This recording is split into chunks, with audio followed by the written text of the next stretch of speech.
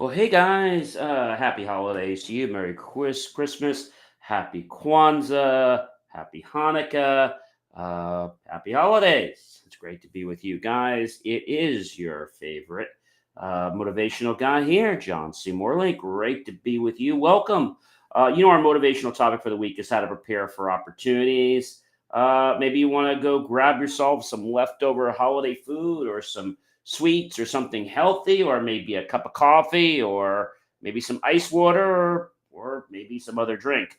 So go ahead and do that and head on back here so we can kick this show off. We've got a great show for you guys tonight. I think you're really going to enjoy it. The topic of the show is pretty cool. And it is Deck the Halls with Opportunities. Embrace growth this holiday season. Series 3, Show 52, episode number 6. Welcome, everyone. Once again, I'm John C. Morley, serial entrepreneur, not only a podcast host, but also a podcast coach.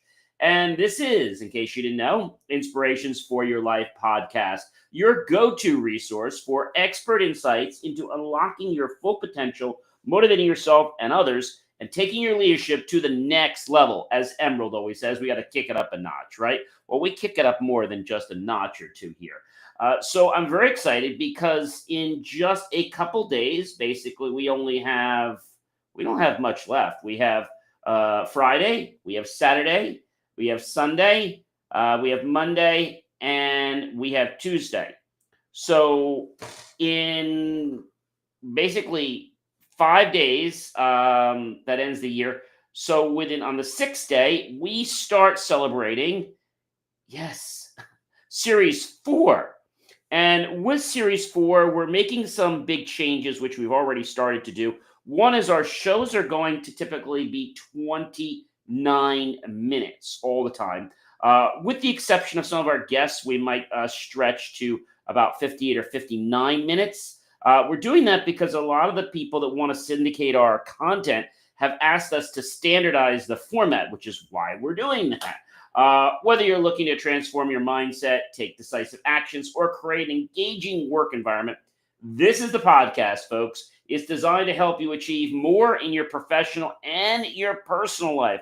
So what are you waiting for? Let's get started. If you guys are still hanging in the kitchen, come on back. All right.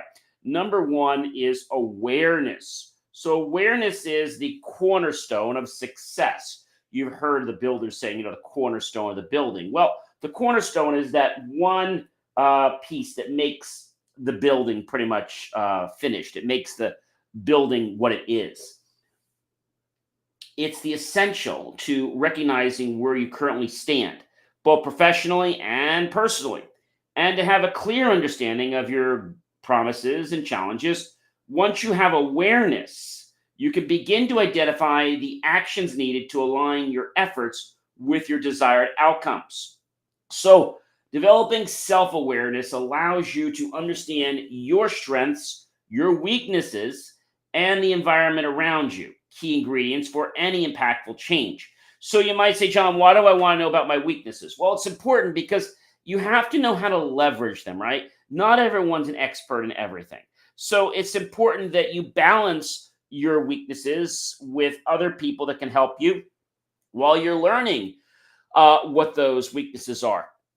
And your strengths can actually complement their weaknesses. So, it is a two-way street. And we picked the title tonight, Deck the Halls, because really you want to make sure that you have, let's say, decorated yourself with the best skills possible. And what better way than to deck your own halls with some great skills, right? Of course, you can do this all year long. Do check out believemeachieve.com for more of my amazing, inspiring creations. We do want to welcome our friends here on TikTok. Thank you so much for allowing us to be part of the family. It's great to be streaming to you guys. So we are decking the halls with some great success strategies to help you prepare for opportunities. Now, remember what I said the other day, preparing doesn't mean getting ready to wait. No. Preparing means understanding what you need to do to embrace that success. So maybe, for example, you're starting a new business. So you have to prepare the steps, what you need to do to open the business, incorporate the business, whether it's going to be an LLC, whether it's going to be an incorporation, getting your bank account, getting insurance, getting the payroll set up, of course, getting the right people to work for you, getting the mission, right? Putting that all together. And so when we do this, we are assured success. Now, it doesn't mean when we plan everything just works that way. No, no. So when we plan, sometimes things don't go exactly the way we want. So we might have to be open to changes. And I always said this before, ladies and gentlemen, if you fail to plan, you have inadvertently planned to fail. So why not make the choice? And one of the things I'm actually going to be doing on it's actually probably December 28th, either Friday or Saturday. I'm going to start writing out my New Year's resolutions. Now, I started doing this several years ago. And so one of the New Year's resolutions that I wrote, I will share it with you once it comes true. Uh, but one of the resolutions that I wrote out was something that was just there, and I didn't really see a way it was going to happen. And just a couple weeks ago, this is starting to come to light. And I'll share what that is in just a little bit because it'll be kicking off in January. So, welcome everyone. Uh, Number two, having a prepared mindset. So, again, being prepared doesn't mean to psych yourself out, right? It does not mean to psych yourself out. What it means is that you have to understand what's going on in your life. I think that's probably the most important thing I can tell you. And so understanding that is something that maybe you might not get, right? And the reason you might not get it is because you're kind of like on a trail. And the trail you're on might seem like a great trail.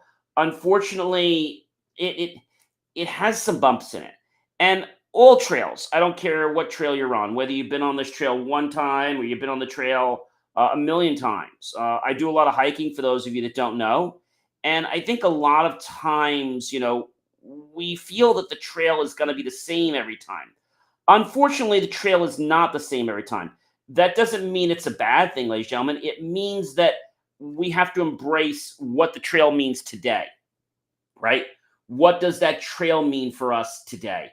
Because, taking the trail and embracing it means we might learn something that we didn't even know was possible. If you remember early in the week, I talked about the fact that when you embrace your friends and they want to do something that you're not aware of, being open to that might help you build a better friendship, relationship, and also maybe help you learn a new skill. So, having a prepared mindset is very key. Cultivating a mindset of readiness, allowing you to approach challenges proactively, okay, not reactively. Proactively mean that we are ready for these challenges. Stay calm, whatever you do, under pressure, and maintain focus on long term promises despite the short term setbacks. If life was easy, ladies and gentlemen, everyone would be doing it. Now, I don't say that in a bad way. I say that because it's just like the people, that want to lose weight on January 1st, right? They have good intentions, but they really don't have a plan. They sign up for this gym and then they're frustrated because they can't cancel, and it becomes a mess. And it's because they never really had the mental plan to go to the gym. Going to the gym was something their friend wanted them to do or their family wanted them to do, but they never really figured out how to incorporate that into your plan. All right. So being prepared is really key. Number three, intuition and analysis. Wow, this is a real big one. So the combination of trusting your instincts and backing them with thorough analysis helps you make quick yet informed decisions, leading to smarter and more effective outcomes. So you might say to me, John, what the heck is intuition? Well, intuition is your gut. It's a feeling that you get. Maybe when you're around certain people, you can just tell, like, are they paying attention to you? Uh, or, are they, let's say, not paying attention to you? And so, there's a couple things you can do when that happens. One, you can say, hey, I'm talking to you, right? But then a lot of times it doesn't pay to do that, right? If they're not really paying attention because they want to, what I typically do in that situation is I just move on and I just discount them. Because if I have to like prove to them why they should pay attention to me, there's no point. There's absolutely no point.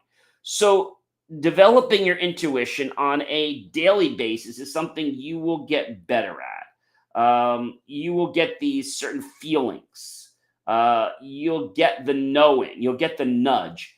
And this nudge helps you take it to the next level. Now, I know hearing intuition sounds like something mystical, and it's not. It's your body responds to energy. Okay, so you might have heard of the test, and we'll do this maybe in the new year, where you can fall backward, fall forward, or you can use your finger and go back and forth and say, is it going to break? And if it breaks, then it means something. If it doesn't, it means something else. We could talk about that. Power versus force, right? It was a great book. So I think when we start to understand that intuition is part of the natural flow of life. And what I found is that when we go with the flow of the river, okay, or the flow of life, life seems to bring us lemonade instead of lemons. Now, I'm not going to say there aren't going to be some lemons on the way. Those lemons hopefully will get you to learn something. The first time I took a hike, I'll be honest with you, I didn't know what the trail meant on a hike. There are lots of different trail symbols. Yes, there are different. We'll call them standard trail markings to know, when you hike. And most people are like, oh, I'll just learn them as we go. Well, that makes a lot of sense. However, if you don't understand like how the trails work, right? You could be walking around for a long, long time. Now, typically, on a lot of trails, they will have them marked by color. So you can download different apps, which is really helpful. A lot of them are free. Some of them you have to pay for. And so let's say we're on, let's say, the yellow trail. All right. So typically there are three yellow, let's say, little rectangle things that are together. Usually they're rectangles. They can be different things. But so three rectangle things means that this is like the intersection of the trail. When I see one yellow rectangle, that means I'm on the trail. So I keep looking for a yellow rectangle. When I see see two rectangles, all right? I see one in the center, and then I see one up to the right. Okay, what does that mean? So the first one means we're on the yellow trail. The one on the top right means the trail goes right. If I had the rectangle on the bottom and one on the far left, that means the trail goes to the left. Now you might think this is pretty, easy, common sense, but I gotta be honest with you. When you're on a trail and you're looking ahead, it's not common to go look the other side. Even though it's very easy, you're just like so tracked in the way of going straight. So once I learned how to read these trails a while back, first of all, I was able to get through the trails easier. And I was realizing that after many years of doing this, I actually was taking the trail that was designed.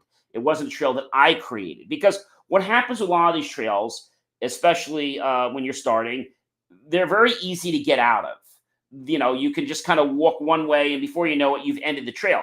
The more advanced trails, you can't do that, especially when we're hiking over reservoirs and mountains and things like that. Now, I'm not talking like, Mount Vesuvius and things like that. I'm talking about just regular mountains that, they're small. Like you have to know how to climb them. One other important thing I want to express to you guys is that when you hike, not only do you have to have good gear, you have to have water. Maybe you have some, let's say, healthy snacks, trail mix, or what have you, or a granola bar. You also have to make sure that, of course, you want to be in good shape, but you also want to make sure that you have good treads. What do you mean by good treads? Okay, so your sneakers, you can't be wearing old sneakers. So how do you tell if you have great treads for hiking? Well, most people don't know until they fall. To tell if your hiking shoes have, great treads on them, check basically if they have deep, well-defined, they call them lungs with aggressive patterns that provide good grips on various terrains, especially on wet rocks, loose gravel, and steep inclines. If the tread is significantly worn down or smooth, it's time to replace your shoes. And so the thing is, considering the type of terrain you're on will help you to basically choose what type of shoes. So deep lugs, I should say, are important to understand. And when we understand this, and you might say, John, how does this relate to today's tonight's topic? I'll share in a minute. You have to understand that trail shoes should be waterproof and the sole should be prepared for mud. Unfortunately, that's going to happen. So you just got to be prepared. Don't wear a suit when you go hiking. Don't wear shorts. Usually wear jeans. Wear something comfortable. So this is the most important thing. When you hike, you want to make sure, because if you don't have the right kind of hiking shoes, no matter how strong you are, you're going to slip. I also recommend getting these trekking poles. I like just using one. Now, the thing is, you might say, John, well, I have a trekking pole enough to wear it in my sneakers. Yes, you do. Because if you can't get that trekking pole in, you only have a second or two to get it. If you can't get the trekking pole in, you're going down. All right. And the first time this happens to you, so I hope it doesn't, it's going to wake you like, oh, wait a minute. I think I should probably get better equipment. Right. Make sure you're wearing comfortable clothes. This is not a fashion contest. You can dress stylish, but it's not about wearing clothes that are tight. You want to wear clothes that are comfortable and loose. Okay. That's not to say they should be like a million times baggy on you, but they should be loose enough that they're not going to rub or cause any type of abrasion on your skin. So recently I did some checking, and I've had jeans for years that I really like, and they're comfortable. But after you wear them a while, especially at different temperatures, they can chafe against your skin, especially some different parts of your skin that are sensitive, groin areas, etc. So they now have jeans that have what they call an inside, basically out feeling. So what that basically means is that the inside of the jean is very soft. It's a mirror material that's breathable, and also it's not going to rub or chafe your skin. Once that happens, it's really annoying to hike, and it can make the experience miserable. So make sure you are prepared. Intuition. Well, you know that if you've hiked before, and you know that if you've only slipped, you probably should get some good hiking shoes. That's really important. You're not going to be able to grip onto the rock or the dirt. You're just going to go sliding right down. Number 4, networking. We think about decking the halls. It's all about building authentic, meaningful connections that can unlock new opportunities and collaborations. Networking isn't just about gathering contacts, but it's about forming relationships that support your growth and success. Now, that could be networking for jobs, that could be networking for friendship, relationships. It could also be networking for maybe your son or daughter is trying to go to college and you want a good in, or somebody you might know that could help you get a good interview. Okay. So that's another thing about networking. Networking is also good if maybe you're looking for clients, but you might be looking for maybe a new vendor. So you network for vendors that you want to potentially do business with, right? So we don't just want to have good relationships with people that are customers or clients of ours, or people that are in our personal lives, but also in our business lives, especially when we want to enter into a decision to do business with them. We want to make sure that they're going to be solid, right? All right. Number 5, decisive action. Turning ideas into reality. And I want to share something. I think this is really important. And so it goes like this. Basically, average people will talk about events. Okay. Great people will talk about ideas, and small people will talk about people. So I thought that was very interesting. Is that ideas are what fuel our world to go forward. If you're hanging around somebody and they're always talking about an event, nothing wrong with the event, but it's got to be about ideas, not just an event. Okay. When somebody you're with is always talking about someone else all the time, probably not somebody you want to hang around with. All right. So decisive action. Turning your ideas into reality requires taking swift, confident action. You overcome hesitation, you stop procrastination, and you commit to decisions. You generate your momentum that will propel or drive you toward your promise that you've made for yourself. Now you might say, John, how do I get going? It's almost like going up a mountain. How do you climb this big mountain when you've never climbed one before? Well, you got to climb small mountains, right? You first got to, or even hiking, right? You've got to hike on flat ground first. So once you've gotten confidence to do a small hike, well, then maybe you'll do one that's more than 10 or 15 minutes. Maybe you'll do one that's 30 minutes, right? But your first hike might only be 10 or 15 minutes, and that's perfectly okay. It's about getting comfortable with the activity, getting comfortable with the environment, and your body and that environment. I think that's really important. So, what generates the momentum is the fact that, hey, I just did a 15-minute hike and I feel amazing. You can do the same thing with lifting weights. You might say, John, I'm not going to be a big weightlifter. Well, that's fine. Well, maybe you're just going to spend maybe 5 or 10 minutes a day doing 3 sets of 12. Or maybe you're going to start in the morning, arm curls. Then lunchtime, maybe you're going to go do some drops with the weights. Then maybe later on, you're going to do some shoulder presses, right? So the whole idea of just doing something, right? Getting out and doing something is so key to making a change in your life and everyone else's life. This is why I love my slogan, believemeachieve.com. There's so many people that will take action, right? But what's the difference between decisive action and action? Well, that's a good thing. And that's a good point that I want to talk about. People ask this all the time. What is the difference, ladies and gentlemen, between decisive action and just action? Well, they seem very, very similar. Okay. Decisive action or just action implies taking action basically based on a confident action. Just action refers to action, considered basically just jump in. You don't really think of anything, right? So decisive action is about saying, is this the right step? And then taking it forward. Is it morally right? Decisive, an action or actions done quickly with confidence. So if I know, for example, that I love to hike and I know that I can go around this trail and come back and I hike with some power walking, that feels great. And I want to do more of it. I think that's really important. So decisive action, ladies and gentlemen, is definitely something you should be decking your halls with this holiday. Learn from missed chances. Setbacks are inevitable. I've got to be honest with you. Got to happen.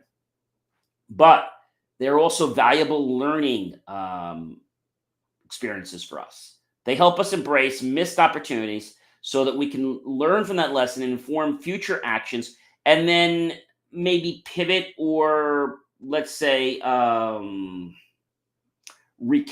I'd like to say, very similar to the GPS system, right? Recalculate your next move. The other thing I want to tell you about when we think about this preparing is leverage technology, everyone. Technology offers solutions that streamline tasks, improve communications, enhancing productivity, and utilizing the right tools gives you an edge in today's fast-paced world and drives efficiency.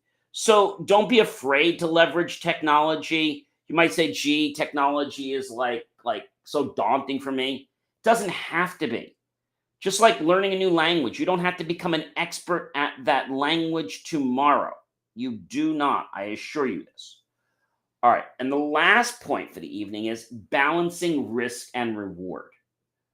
Going to take a risk, but there could be a great reward. Successful leaders understand the importance of taking calculated risks. If you don't ever take a risk, well, you might never get a reward. I always said we have to practice getting comfortable being uncomfortable. Most people don't want to do that. They don't want change in their life. They just want everything easy. They know what they've got and they don't want to risk anything. They also don't want to put more of themselves on the line. Weighing potential rewards is important.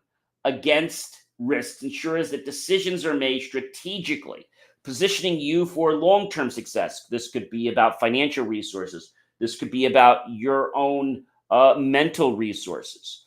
Sometimes, when we're doing things, especially the holidays, sometimes things get like, we get so overwhelmed because there's so much happening, especially, I don't know about you, but those first 2 weeks of December, they get nuts. Okay. I think it's from like, as soon as I get back from vacation and I'm back around the, whatever it is, November 30th, I used to come back. And then from then I'm starting to make cookies. And then from the first to like, literally from the first to when I leave for, I'm going to say, vacation, which is like around the 22nd, 23rd. But those first 2 or 3 weeks, they get to be nuts.